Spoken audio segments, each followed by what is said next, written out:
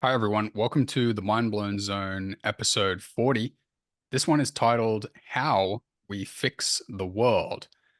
Certainly a big idea for episode Big 40. How you doing, Brad? Never better. And as big as they get, for sure. It's a big idea, a giant. How about yourself? Doing pretty well.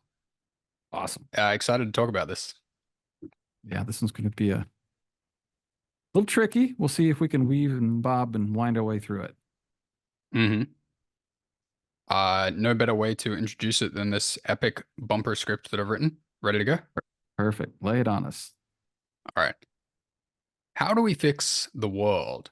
The common answer is that we need to enact practical solutions to identified problems. Tax the rich, feed the poor, end prejudice, save the environment. We need to get the people causing the problems out of positions of power and put the right people into power. Those people who actually care and will do something to fix the problems. Have we not been trying this strategy for millennia? Surely at least centuries, surely at least for our lifetimes. Is it possible that the way we fix the world is something different? Here's a question. What if the world isn't externally or practically broken, but is a perfect reflection of our beliefs and energies? What if the way to fix the world is an internal transformation? Intriguing question you've asked. And what would your answer be to that, Brett? Well, let's see if we can arrive at it by the end of an hour or so of talking it over. What do you think? I think we can have a decent shot at it. Would you All like right. to extend one of your infamous or even famous, perhaps, olive branches to anyone whom you're concerned this content may offend? Well, sure. So, I've had this conversation many times with many different people, and it often gets off on the wrong foot with the idea, the suggestion that there aren't any problems in the world. And of course, we can all agree that there are countless problems that we can all sit and talk about and come up with if we put a little effort into it. Probably could take months and months to talk about all sorts of problems. And the irony, of course, is that the more you go looking for problems, the more you're going to find. That's one of the attributes of how this reality works when we put our attention on something. But likewise, the opposite is also true. The less you go looking for problems, the less you're going to find. And you could see this on the micro and the macro scale. So it works individually and collectively. But the important point is we're not suggesting that you shouldn't, if you do volunteer work for a cause that you're passionate about, that's a mistake to do that. Or if you donate money to a certain cause to help people, that's a mistake. No, there's no suggestion in this podcast that's a mistake. But we want to try and tease out a different idea about how we've been going about it the wrong way and who we think is going to solve it. More importantly, that may be the biggest problem of all. So we'll see if we can get there. What do you think? Certainly an interesting idea. Let's have at it. Um, so there's a seems like there's a brainwashing going on in the world. This idea that you need to go and fix things, right? You can be like problem aware. I'm very problem aware. Mm-hmm. Like Mm-hmm. I've really identified all these problems. Here's the cause of the problem. It's because this person's doing that, and there's not enough of this, and there's too much of that. And so what we need to do is this solution, right? We need to get people to do it. Certain people need to act certain ways, right? Just to give some Precisely. examples of these kind of things, it's like round up corrupt politicians and get them out of office, get criminals off the street, right? Go feed the poor, build housing for the homeless, tax the rich and spread the wealth around, save the environment from human caused climate change. Got to end that racism. Got to have a war on drugs, war on terror, war on poverty. Got to implement more diversity, more equality, more inclusivity. Got to create more education. Got to have free healthcare. Got to end all the wars. And I'm gonna pause there and let you pick up from there, Brad. Okay. Well, right. So what we've created is a tremendous amount of victims and all of that, right? This is all generating victim consciousness with each one of these types of ideas, right? We've got to have a victim, and we've got to have a victimizer, right? That is, is part of the problem, right? We identify these two parties, so we've set up a tremendous amount of judgment, and of Hmm. course, we perpetuate victimhood, and of course, the people that create the victimhood also claim that they have the solutions for us, right? This would be our major institutions, of course. They're the ones that can solve these problems of all the victims that they're creating. But this is the idea that, the mainstream idea we've all grown up with, right? Yeah, it's interesting how you put it there that every single problem there, you can literally go and find the doer of evil, right? And you can find the victim, the recipient of that evil. And the solutions are stop the doer from doing the evil and help the victim to not experience the evil, right? Right. Exactly. Take action to cause that, right? Exactly. It's built in. It's built into the way that the problems are, addressed to us. And it violates universal law on multiple levels. Maybe we'll get to that later. I don't want to dive into that. No, let's keep going along here. But effectively, you're saying it's not okay to be poor. It's not okay to be to take drugs. Or it's not okay to be uneducated, right? You have to do these things. And what if I want to be poor and don't want to be educated? No, then you're a victim. No, I don't feel like a victim, right? But this is kind of forcing everybody into the same strata. Just some more uh, non painful examples. Obviously, like things like war and stuff like that. Drugs and things. There's something to those that a little bit more dangerous. But get the idea that it's got to be this way because the powers that be say so. And obviously, we could go on and on. Matt and I had to just stop at this list because it's like, wow, we could just keep going and going and going. There's an endless. These are just the first 10 things that popped into our heads. But there are a lot more problems that we could all identify, and an endless list of solutions too, right? Certainly, all the things that we have tried that haven't worked on any of those problems yet. Plus, I'm sure we could get if we put out some grant money for how to look for new solutions for all those problems. I'm sure we could get an endless list of applicants telling us they've got the solution to solve those problems. Well, apparently Um, I've heard the government has all the solutions, and all we need to do is just pop in some tax money and have Congress just direct that tax money towards the solutions, and everything will be fine. That's right. They've had them all along. They never tell us why they failed. They only tell us their teeny tiny little victories from time to time, right? Which is all part of the show.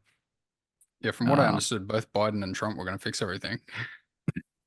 yeah, and Bush and Clinton and Wasn't Reagan going to fix everything? Reagan. Yeah, so they were all gonna fix something, and oddly enough, that everything's pretty much stayed the same the whole time. For some strange reason, none of these problems have been fixed yet. So yeah, So, go ahead. so, so we've written down here that like all these problems are just shoved down your throat by the establishment institutions. Like you just go on the media or listen to university or politicians or whatever, or just NGOs or United Nations or whatever you want, right? They're always on about these problems, right? These people that you just know are not the saviors of the world. Right, They're constantly appearing to be the ultimate carers and the ultimate urges of action. They're the ones letting you know about the problems. They're the ones letting you know how serious the problem is. They're the ones letting you know that you need to do something, care about it, devote your energy to it, put your attention on it, etc. right. They get all the panels on the TV and at the universities and the media, right? They're the ones who get invited to let us all know what bad people we are for not helping them fix these problems. Hmm. Constant. It's constant, right? It's almost amazing that it still works. That people don't see it a little bit more clearly, but it still does. We're still seeing it. The media is still doing these things. And, go to any college campus and, they'll be reminding you of it every night in one of the halls. Those are the people that get to show up and say their piece, generate furor and anger, retribution. It's an interesting strategy. Um, Now, so yeah, there's a go ahead. certain metaphysical truth that comes into play here. Yeah. You want to read it? Okay, I'll state it. Where attention goes, energy grows. That's right. For individually and collectively. Right. So, right, the more people who put their attention, and that's the thesis of this podcast, is the more people that put their attention on a problem, the more the problem grows. Just like the more you put your attention on making money, right? If all you thought about all day was how to make more money, you'd start to make more money, right? If all you thought about all day was how little money you'd have very little money. This is the suggestion from the metaphysicians. Yeah. So you tell me. Seems pretty true from like since you've introduced this idea to me, it just becomes more true every day. Yeah, you start to see it, right? And that's part of the reason we do these podcasts is to, seed some consciousness with these ideas. So, one of the classic examples is Mother Teresa. And, she's obviously known for her work with children and adoption and the whole nine yards. But she was invited, always, her presence at, a rally or at a, public appearance was always take it to the next level, right? If she would appear at your thing. And she was notorious for never agreeing to appear at an anti-war rally, but she would appear at pro-peace rallies. So in that sense, right, whether she knew it, outwardly or intuitively, she knew that by going to an anti-war rally, she was actually giving energy to the idea of war. Does that make sense?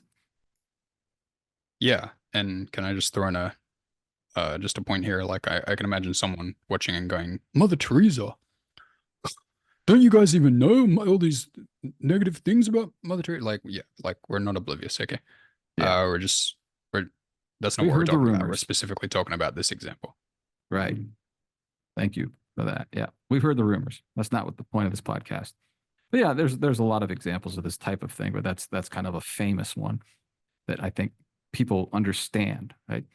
If you're against this certain bad behavior and you're always walking around thinking about this certain bad behavior and talking about it and writing about it, and tweeting about it and thinking about it, you're actually growing that bad behavior. That's the suggestion from the metaphysicians and, the thrust of our podcast here.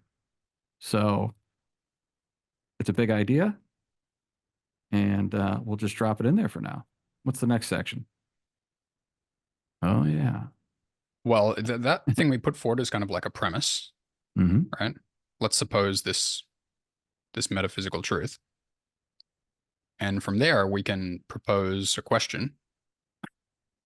Yeah, and this one gets people really fired up. So I'll read it because I've Go asked for many it. people this question. And the question is, what if everything happening in the world is actually perfect? It always has been and always will be. So in effect, the world is perfect. It's not perfect in the sense of, an idyllic utopia perfect. It's not what we're saying. What are we suggesting here, Matt? How is it perfect? Well, we've written down here perfect, meaning the world is a perfect mirror, perfect Right. reflection of our individual and collective beliefs. Some people may have heard the saying, as above, so below, as within, so without. Correct. Right. So it's perfectly reflecting what we are putting our attention on and inwardly energizing and projecting onto it.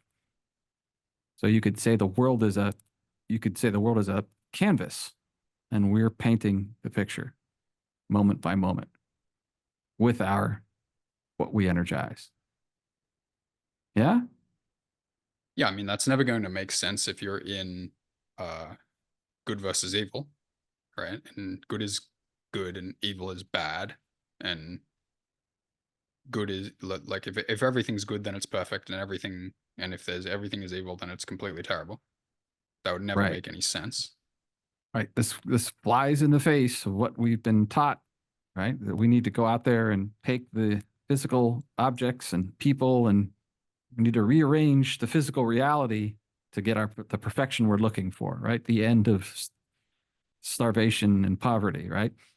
Here's the right way to do it. We take all the people starving and we put them here, or we send them the food, and everybody who's poor, we give them money, and then that solves the problem. But it never does it? Yeah, right. I mean, when we were working on this material earlier, when we did the Take Your Power Back manifesto at the mindblowingzone.com/manifesto, one of the things we looked at was like the French Revolution, right? And that's exactly what they did. They went and got every single bad person and guillotined them, Right. and it didn't work. I think like what decades later they decided they had to guillotine everyone again, even. And even today, it's as if it never even happened. Right. Right. So how could you still believe after the French Revolution attempt that you could just repeat that and do that again? There's tons of revolutions where they've done that Right. all over the world in different points in history. Like, oh yeah, revolution. But Right. revolutions and taking all the bad people away and putting in the good people worked. I Right. mean, then it would have worked. I mean, it just clearly doesn't work. That's right. Yeah, we've had the communist, Marxist, socialist stuff going on now for over 100 years. And, you go to most big universities here in America, and they've still got high-ranking professor that still spouting those ideas off to the students. So we'll get it right eventually, but what they don't realize is they're violating universal law. Right? As soon as you try to impose your will on somebody else, you've violated universal law, and therefore it's never going to work. And that's what, of course, the belief shapers want us to believe, though, is this is how we fix things. We just need to get rid of the bad people and let the good people run everything. It's always the solution, isn't it? And by the way, we're the good people, right? Right. Every Trust person that us. says get the bad people out and put the good people in also says that they're the good person. Hey, exactly. So You know, I Ayn got Rand to, said that any person who believes in, government power wants to be the government. right. Exactly. That's exactly right. Right. That's the thing that the socialist causes miss is that there's some group of controlling elites that take the reins and direct the show. And obviously, they're the ones who benefit while everybody else suffers, as has been evidenced over and over and over again for the past century. Zero successful results, despite some people wanting to argue with me about that. I got a chuckle out of this too. I looked up utopia on Wikipedia, and it described it as an imaginary community or society that possesses highly desirable or near perfect qualities. I just got a chuckle that it said imaginary. Like, so Wikipedia is even telling us that reaching this society with no poverty and war and crime and racism and whatever else people are moaning and groaning about. Even Wikipedia says it's only imaginary. Apparently not possible, according to the fair and balanced Wikipedia editors. Anyway, I had to slip that in there. I think it is Mhm. possible, by the way, but not under the current degree of miseducation and misguided belief systems that the majority are influenced by. That much I'll agree with Wikipedia on. We have this point here. This is kind of practically at the core idea, the center of the core idea you're putting forward, I would say. Each sovereign individual is perfectly creating the reality they believe in, and this must be respected and allowed as long as the golden rule isn't broken. Right. Do you want to comment on that? Well, this idea does not break the universal laws, right? Where you're forcing somebody to do something they don't want to do, right? Which is basically the role of government, right? They force everybody to pay taxes, for example, right? If you don't, you're going to jail. So they've broken the law of free will. And your free will doesn't matter when it comes to the money we need, which isn't really the money they use for entitlements in war, but that's another story. So if you're not respecting my right to go out and earn a wage and keep all that I earn, then you've already broken the most basic universal law. And because of that, there's going to be karmic repercussions. Yeah. So your point there is that this system that we have where uh, leaders are rallying followers to unite and act in the interests of causes with societally or socially funded funds and taxes is universally unlawful. That's correct. Shatters universal law. What you're Find it. saying is You go ahead.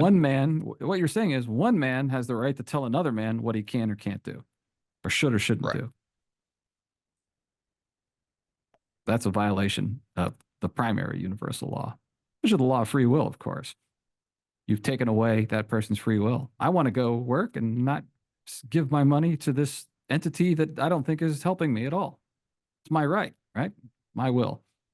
But you're not allowed to do that. Technically, you are, but you got to learn a bunch of stuff. Uh, but that's just a classic example, right? It was funny. I heard a quick clip. Mario Cuomo was on getting interviewed or something, and he was saying technically during COVID, he didn't have the power to make anybody do anything legally. And of course, you've heard me talk about legal versus lawful dozens of times, but we'll stick with him on the legally for now. And he was just saying everybody just happened to go along with it pretty much. So it made it easy for us. But legally, we didn't have any right to do it. And I can assure you that lawfully, they definitely didn't have any right to do what they did.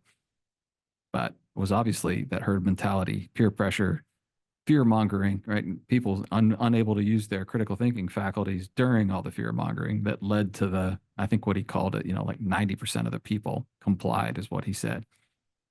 But he was suggesting now that the drop in trust in government since COVID is so great that he wasn't sure even half the people would go along with something like this next time. Interesting, huh? Mm-hmm.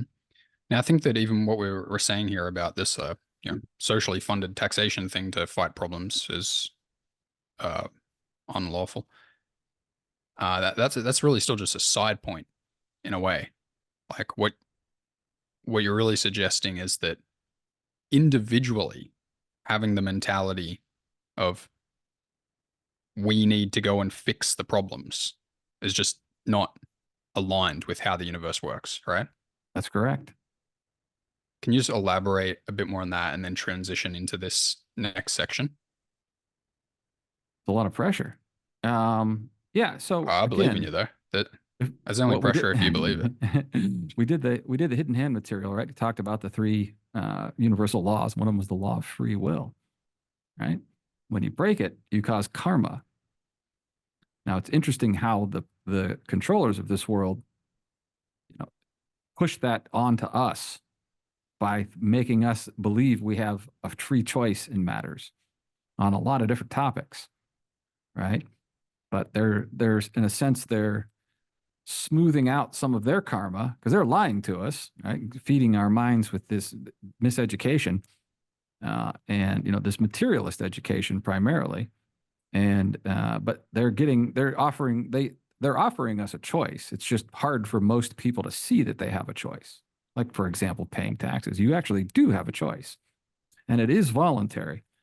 It's just a matter of learning all their tricks and deceptions and being able to navigate through those different winds and bends in order to get yourself out of it. You can't just say, "Hi IRS, I decided I don't want to pay taxes anymore." It's not that simple, right?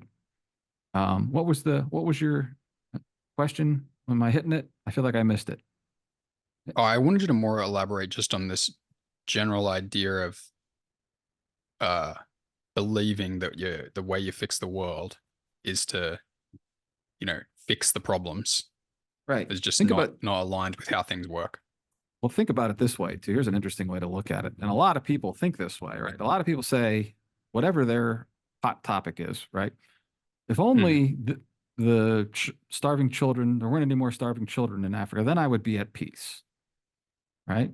If only we could reduce crime by 50% in our metropolitan cities, or 80%, whatever, these kinds of ideas, right? So they're always saying, I can't be at ease, I can't be at peace until these problems that aren't their own aren't solved. Now, you can make those problems your own by getting involved and putting your attention on them, right? But now you're growing the problem, right? When it's this thing that you're, so heavily focused on, you're actually making it bigger. And we'll talk about that a little bit in this final section. But the alternative, right, as the metaphysicians suggest, is to stop looking for problems in the world. It doesn't mean don't go help, some children in need or somebody who needs money or food or help or whatever. Those things are all wonderful, right? We need those things. Those are good things.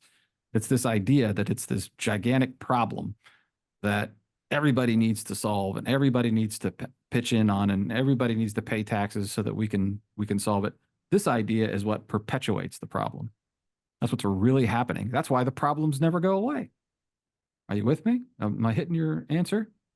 I'm Yeah, not I sure mean, I so if am. I can restate it to make sure we're on the same page, like there's a mentality people hold that they look out at the world and they see the problems, right? And they're like, those things are problems, and those things need to not be problems.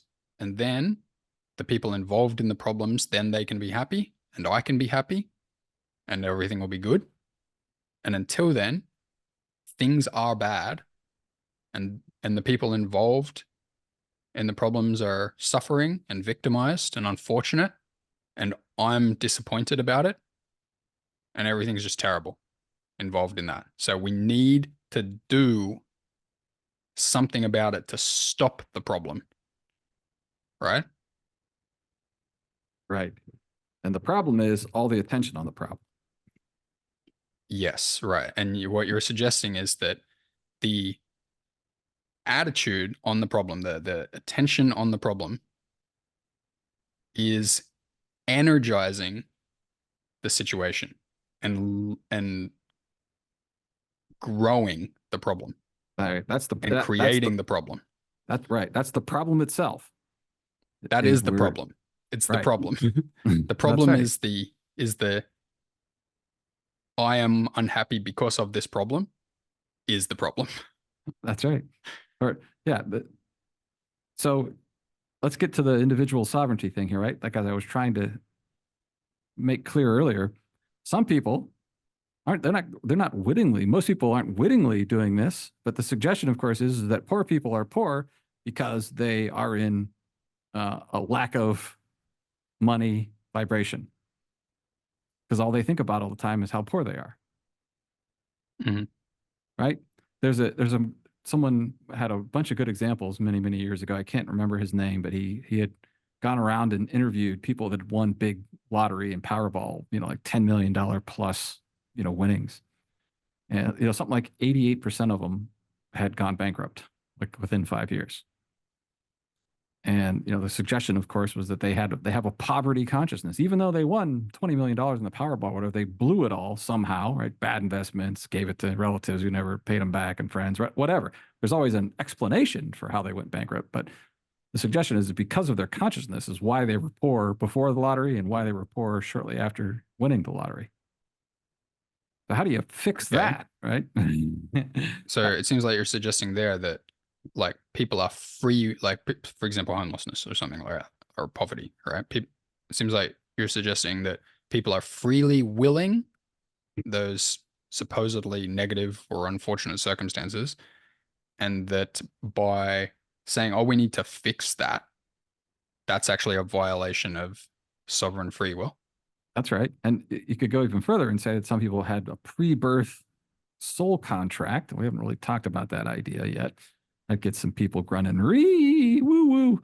But their suggestion is that you had a plan before you came down here and how you wanted to live. Like maybe in your last life you were, a wealthy zillionaire, and this life you wanted to try out what it was like to be and live in poverty. So it's actually something that the soul wanted to experience. How are you going to fix that? Right? Hmm. And more importantly, the soul doesn't want that to be fixed. Right? So this idea that we have to have a war on poverty, right, suggests you're violating the free will of people. Hmm. And right up and down the list, if somebody wants to be a racist, they're going to be a racist. Let them be a racist, right? Try telling them that they're bad and wrong and evil and they should be eradicated and they can't run a business. Well, what good is that doing the world, right? If they want to be a Hmm. racist, they're going to be a racist. That's their free will.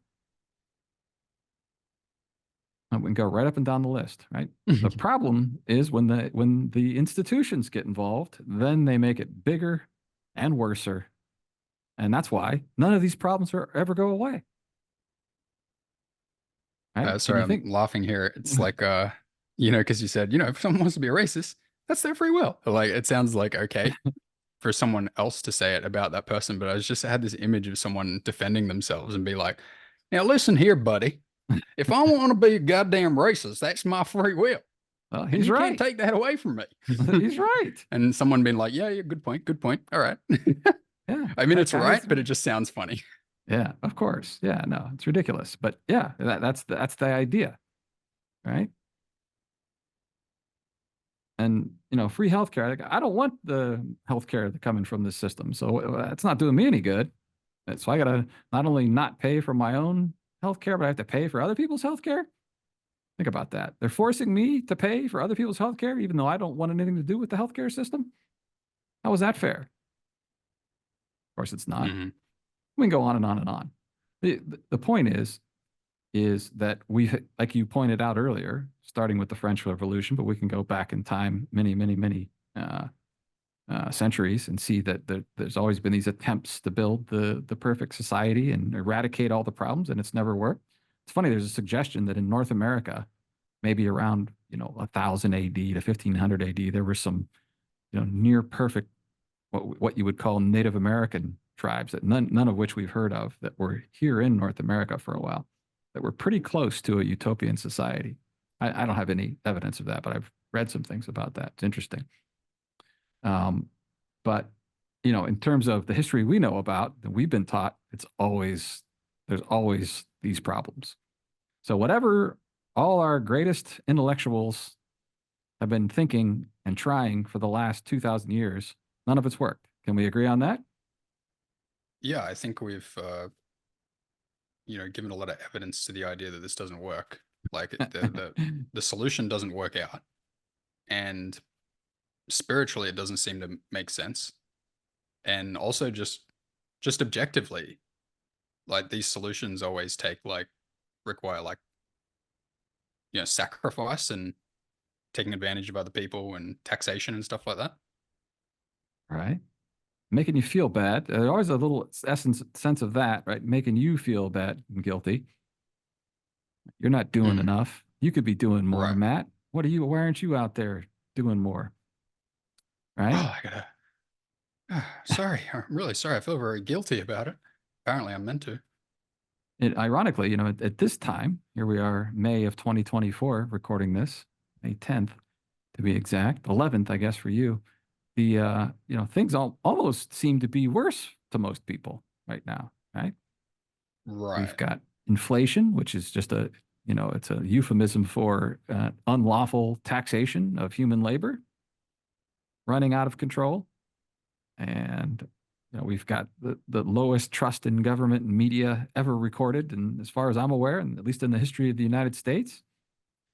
And more people than not are pretty much totally fed up with, let's say, the system.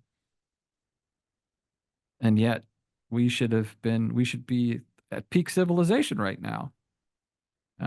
If all of our benefactors and leaders, institutional intellects were correct in their assertion that just if we just do these things, we'll solve all these problems, right?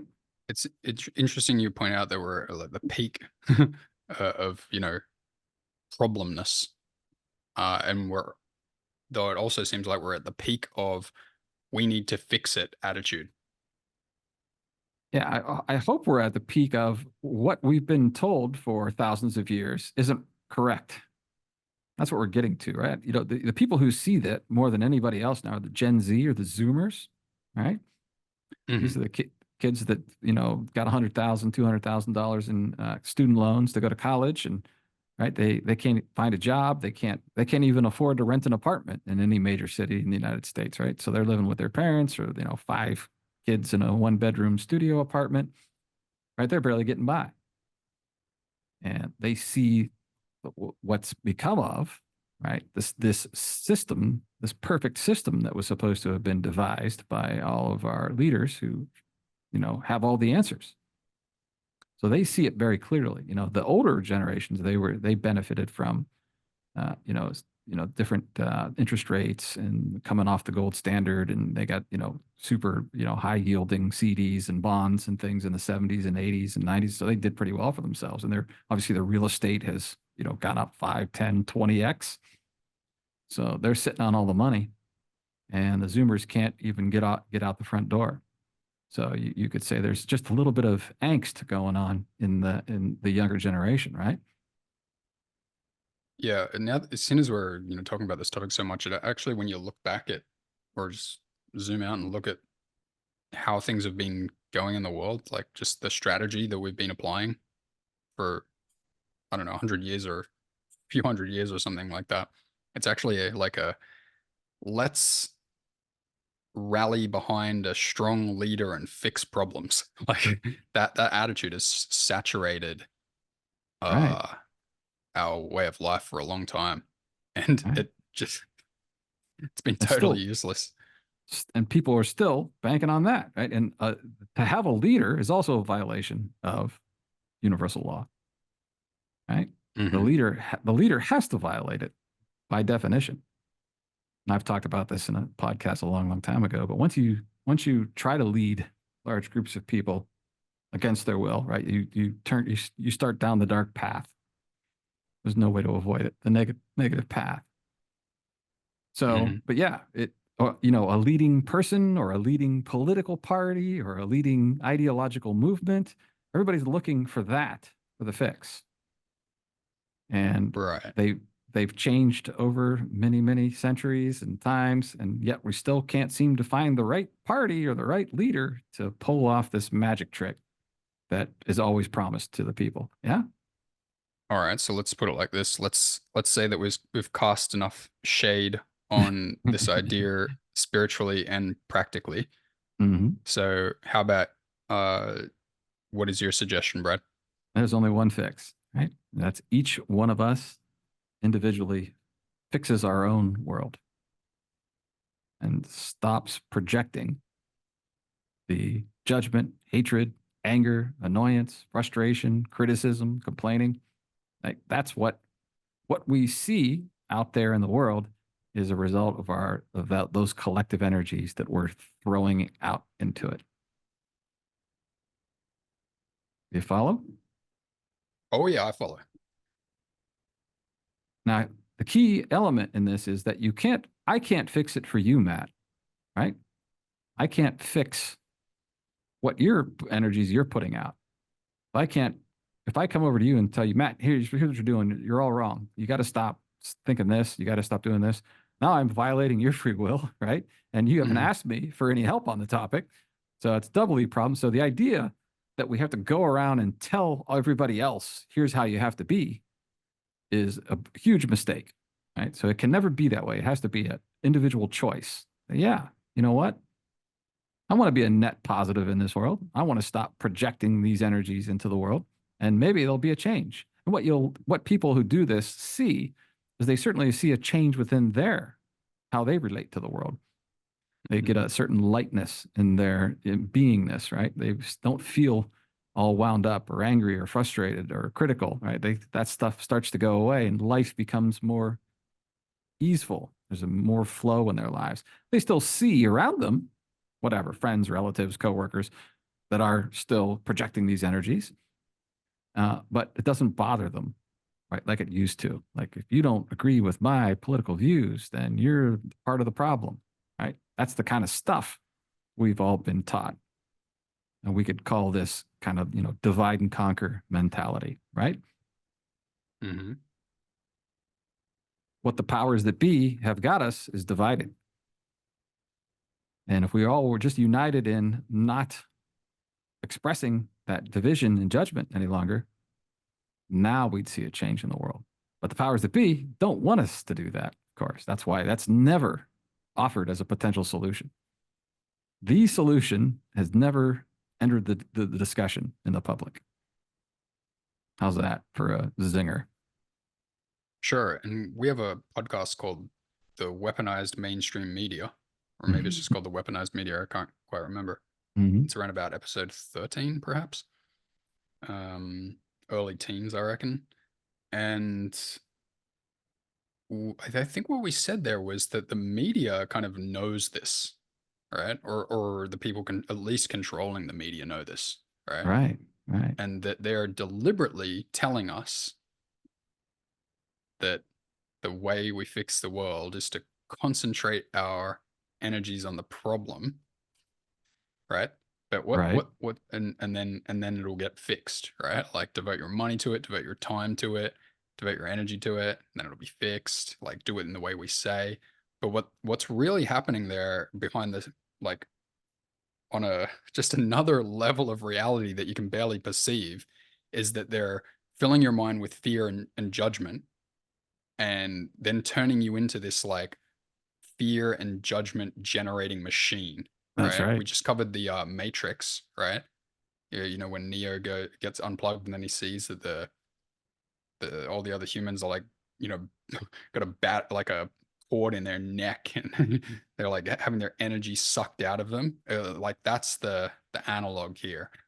Like the cord in the back of your neck is they're like sucking out that fear and judgment and just directing it, like you're creating it. They turn you into this thing that just generates fear and judgment on yourself and then just spew it out all Right, over the world and worsen the world. right. That's it. So what they're creating, they're just creating enemies on top of enemies on top of enemies. Divide and conquer. Right. Romans figured this out a long, long time ago, perfected it. All they needed to do. They just need to divide. There's a famous meme out there where there's like a king and his, court advisor at the top of the pulpit or whatever. An angry mob out, screaming out in front of the castle with pitchforks and torches. And he's like, no, no, no, you don't need to, you don't need to get involved. You just need to convince the pitchfork people that the torch people are trying to steal their pitchforks. Right? That's the solution. And that is what we're constantly fed. Right? Doesn't matter Right. which side of the aisle you come on, which spectrum. Nobody's saying that, Republicans identify all the Democrats as the bad guys. Democrats identify the Republicans as the bad guys. And yeah, they're bad Democrats. There's bad the guys Republicans. They're everywhere. But the point is that they're constantly putting the people at each other's throats, and that's Hmm. basically the communist agenda, right? Hmm. The same thing as divide and conquer. We'll probably do a whole podcast on that. Yeah, that's what they're doing, and have been doing for thousands of years, and it's worked perfectly for them, not for us. Yeah, like if someone believes that some people are in like it's because of the rich, right? Some people are in it because of that race, right? Like if you're in the problems of the world or because of that group of people, you are brainwashed. That's right. Plain and simple. It's Like all whatever it brainwashing. is. Like no Yeah, matter how certain you are, if you believe that the problems of the world, the ones that you identify like they're the problems, if you believe it's caused by that person or that group of people, you're brainwashed top to bottom. complete and total. And you're not going to convince them of that either, by the way. So I'm saying Yeah, that they you're probably on, think I'm the problem now. Well, remember, if the more attention you put on the problem, the more information and more experiences you'll draw to yourself that confirm what you believe to be true.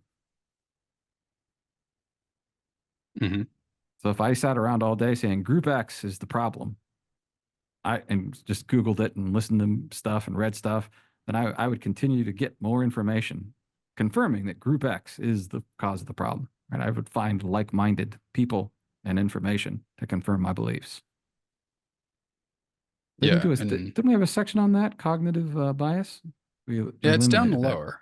Okay. Oh, it's just Yeah. down lower if you want to refer to any of Okay. it. I was just jumping ahead, but yeah, that's what's happening, right?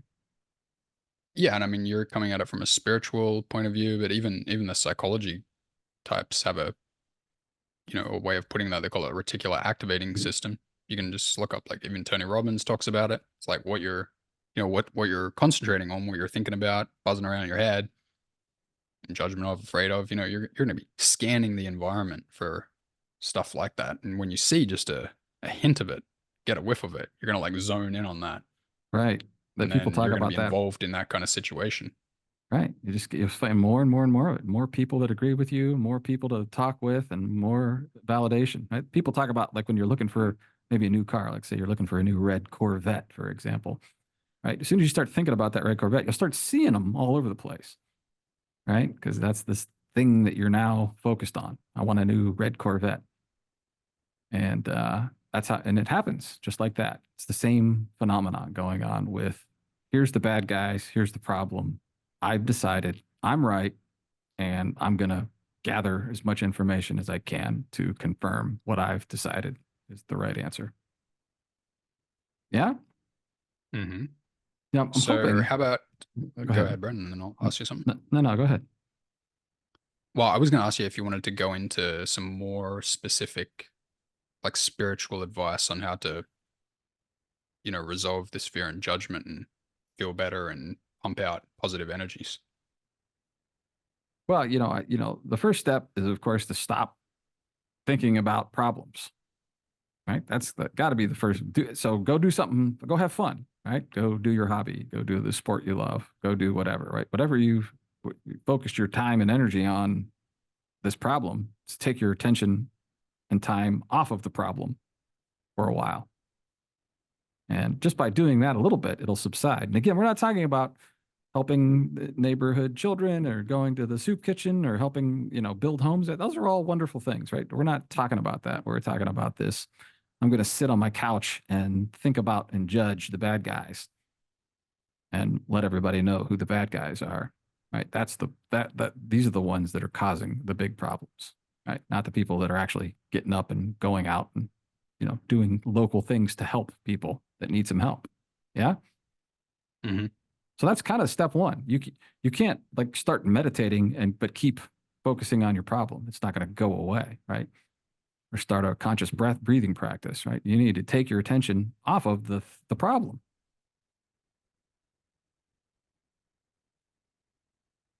So once you do that, give it some time, whatever, a couple of weeks, a month, you'll see that the problem will be less influential in your life after you've taken your attention off of it. It just won't be, in your face like it was prior to the conscious intent to take your attention off of it.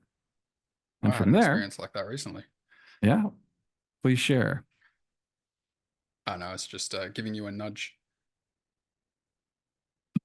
to something you might recall me telling you. Oh, okay. Right. So yeah, so that's the idea, right? This isn't, it doesn't happen overnight. And if you've spent the last 30, 40, 50 years focusing on a problem, you're not going to shake it all off in a week or two, right?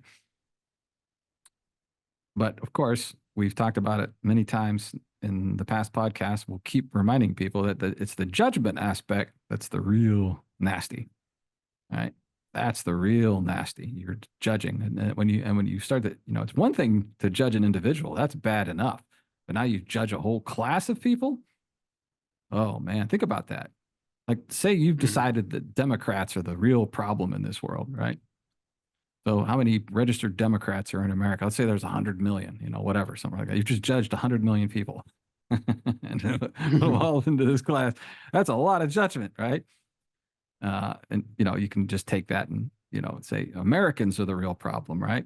Then you've just judged 340 million people, or whatever the numbers are, whether we believe them or not. But you get the idea, right? Now you're really casting judgment in a much wider scale, and it just goes on and on from there, right? And if you look closely at all these problems that were listed above, right, you'll see that there's usually a group that is either causing the problem or isn't helping enough with the problem, and we're reminded of that on a regular basis, right? The real problem then is the judgment. Is the judgment. Well, the real problem is you saying there's a problem. That's the real problem. That is the judgment, right? Yeah. Right. It's just like the problem is the judgment is the problem is the problem is the judgment is the problem is the judgment. Yeah. Yeah. And we can go to Abraham Hicks, Neville Goddard, Bashar, all these people who say, you're not on the right track. Just Abraham Licks just. Yeah, that was funny. My tongue got caught. That's a Freudian slip, perhaps. I think my tongue hit my tooth. It was weird. Yeah, Abraham Licks. But they suggest that when you feel badly, right, your higher self, inner being, greater self disagrees with you. So think about that for a second, right? It's a pretty simple way to state it. So when you are judging the bad guys, the opposing political party or race or culture or religion or whatever, you feel bad, right? When you are angry with them for their foolish ideas, right? And so in that moment, when you're feeling bad, the larger, higher part of you is saying, yeah, we disagree with you. And so that's why you feel bad right now. Yeah? Right. Yeah, I challenge anyone to feel totally joyful and in love while simultaneously judging someone. Yeah, So, or criticizing you. Yeah, that's right. So that's maybe an even higher metaphysical idea.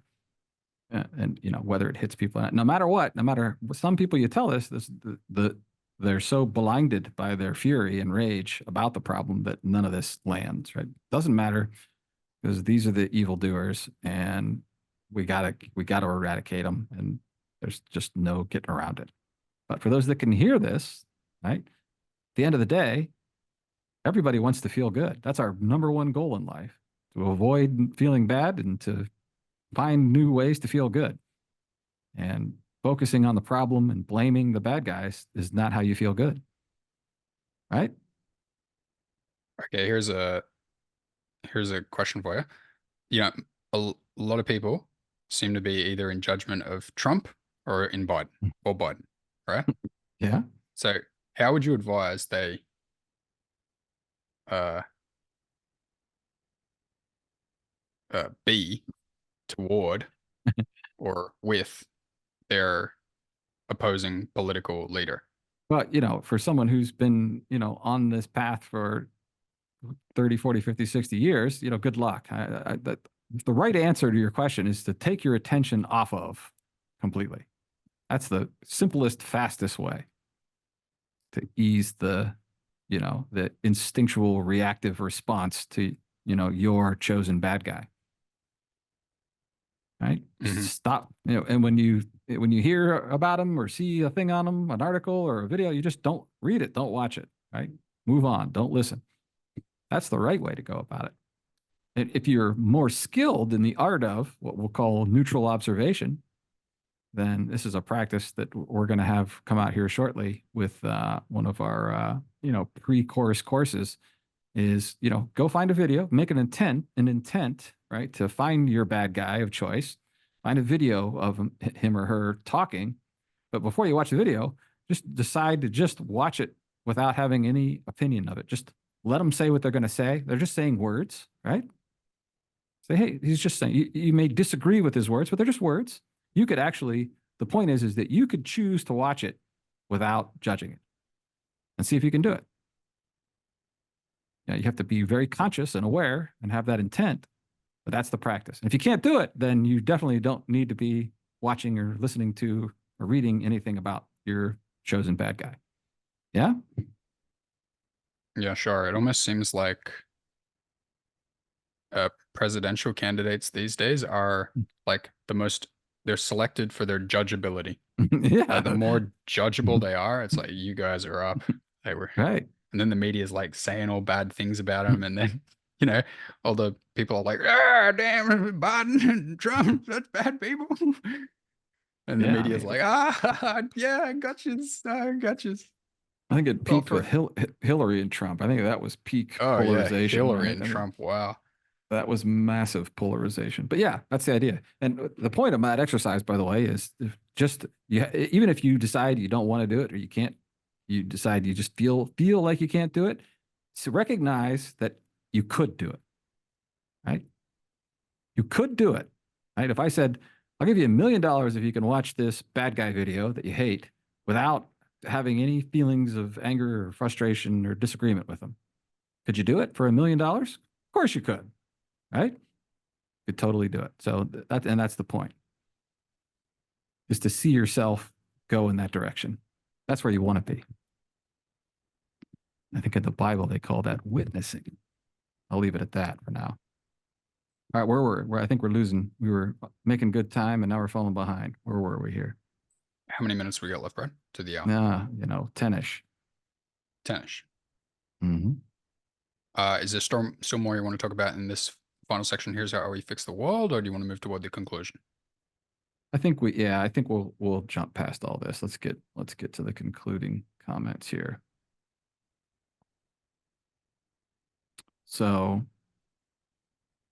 yeah, just this idea, right? This idea that there are less fortunate people, right? If we're constantly thinking about the less fortunate people, we're actually creating more less fortunate people. I know it's an impossible idea to believe, but if you could just see those less fortunate people in a different light, not only are there going to be fewer less fortunate people, but you're actually doing that less fortunate person a favor. They don't really need your pity or your sympathy, right? Because they're in effect in a lower vibration, right? Poverty vibration or a poor health vibration or something, right? They're feeling badly for themselves and their situation. So you adding to their beliefs actually makes them stronger. They're going to continue to be less fortunate the more you think about them being less fortunate. As Neville Goddard teaches, he's like, you can think lovingly about better circumstances for people that you see in these situations. So instead of empathizing, sympathizing, pitying them in their situation, see them in a better situation in your imagination. And he suggests that's the real key to helping people up and out of less fortunate circumstances. Yeah. Nietzsche, you said the word pity. Nietzsche said that pity is the absolute lowest form of love. It's Yeah. like, here's all I've got for you. Just pity. Yeah. Right. And sympathy and empathy are the same kind of idea, right? They go in there, they fall in that same vein, right? The metaphysicians use the word compassion, right? It's not, and compassion isn't empathy, right? It's an understanding. Yeah, I see you're in an unfortunate circumstance right now, but I'm not going to join you in the low vibration, sadness, depression, negativity of it. I'm going to stay up where I am and pull you to me rather than dropping down into your state. That's the idea. So Right. you still can go out and do things and help people, but this is the attitude to get them out of their state, is to not join them in their state with these types of energetic projections. Yeah, you just reminded me of something I said to a student recently. They were saying, I see my situation, my history like this, and I did that, and I shouldn't have this, and I shouldn't have that, and this was wrong, and I regret that. And I'm like, well, I hear you, and I comprehend that you see it that way, but I don't see it that way, Mm-hmm. Yeah. right? Right. Like, Very good. like that, like what you're saying. I'm sorry, but that is just completely disempowering and wrong way to look at it. So the way I see it is this, this, and that, and invite them. I invited him to adopt that perspective. Perfect. Yeah, that's it. Yeah, you understand, right? You recognize, yeah, this thing happened and now you're in this situation and it's not ideal. But let's focus on how we get to your ideal, not on how you're stuck in the non-ideal. That's the Mhm. way out of the quagmire. And we can do that individually and collectively. Exact opposite of what the media wants us to do, or the government. I always like to say that attention on a problem is like metaphysical superglue. People get a chuckle out of that. I've helped quite a few That people is a who've good one. had lingering illnesses. I've helped them, move forward and out of those. Right. But the more you're focusing on it, you're actually making it stickier, making it stay around. Right. Where your attention goes, energy grows. So just another example of, try this out. Right. This is something a lot of people haven't heard, what we're suggesting here tonight. And we've certainly tried 1,000 different ways to fix the world, and none of them have appeared to work. So why not try this one out? It's kind of my challenge to people is why not go this route for a little while and see what kind of results you get. Right? Yeah, even if you just decrease your current effort on practically, actionably fixing the world and just pull back a little bit on that, pull back your attention a little bit and focus it more on resolving your fear and judgment and going into your heart space and focusing more on love and forgiveness, etc. That would be a start. That's a huge start, right? Test it out. Yeah, don't hand it off to the leaders and the politicians. They're the last people that they can't fix it no matter what. It's impossible for them to fix. We do it individually, one by one. That's it. That's how we fix the world. Trump ain't gonna fix it. Biden ain't gonna fix it. Schmeiden ain't gonna fix it. Flump ain't gonna fix it. Party Lump. X ain't gonna fix it. Party Y ain't gonna fix it. Party Z ain't gonna fix it. It's only when we take back our what we have to follow universal law, and universal law is sovereign free will, and not violating each other's sovereign free will is how we resolve the world's problems. It really is that simple. And so the advice for every individual is identical, right? Even if you are Trump or Biden listening to this episode, I'm sure someone close to you has sent it to you and advised it's worth watching. Right. Then the advice is still to focus on yourself and resolve your fear and judgment and be in harmony with everybody else and love and respect and honor and forgive, That's right? right. Stop talking about, thinking about, focusing on problems. Right? That would be the greatest thing Biden or Trump could do is tell us exactly that. I can't fix the problems. I've tried. It's not working. Right? we we I already passed tried that for this 4 years, man. $500 trillion omnibus bill to fix all the problems, and they just aren't going away. We're bankrupting ourselves here. Yeah, that's what Trump or Biden could do. They could explain these metaphysical rules to us, and that would help. That would go make a massive change as people took those on and tried them out. And then, of course, each one of them would have to individually do. In effect, this is called, in metaphysical circles, this is called the inner work. Right? We've all got to do the inner work, and it's the changes in our inner that change the outer reality, what we think the material reality that we're all trying to fix with different bodies and moving things around and throwing these people in jail and eradicating this group and all these material changes we're trying to make. The reality is it's those are just reflections of what we have on the inside. So by doing the inner work individually, we fix the outer reality. And that's all I got. What do you think? Beautiful. Bloody beautiful, mate. All right. Well, we'll see how this is received. I hope everybody at least has some things to think about and reflect on. I'm sure we'll get a lot of interesting comments and questions on this one. We look forward to them. And I suspect we'll do a follow up in a few months. It's a big idea. Yeah. And if you want just the next thing to listen to, that would be the manifesto, the Mm-hmm. mindblownzone.com/manifesto. It's this idea just presented in like just a pinpoint precise accuracy, perfect delivery of everything we're trying to say here. Because we worked on it for like 6 months or 9 months or something like that, just putting a perfect video together. So enjoy it. It's got a That bit was of our all you, Matt. backstories as well. It's a bit of fun in there. Right on. Perfect. Yeah, Awesome. right on. All right.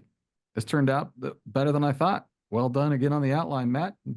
Thanks for all your insightful questions and insights as always. And thank you, listeners, for tuning in. We look forward to. I really look forward to what people think about this podcast. Would love to get some comments. So please feel free to let us know what you thought about it, and we'll certainly get back to you as quickly as we can with our responses.